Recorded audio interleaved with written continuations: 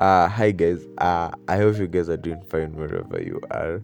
So for today, I'm going to be releasing caustic presets. There are more than 40 presets, and I'm also going to be making a beat out of those presets.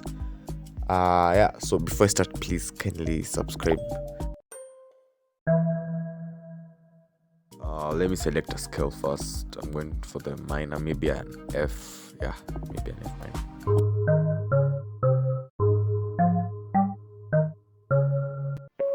Right now, I'm just passing through sounds, listening to sounds, seeing what sounds good.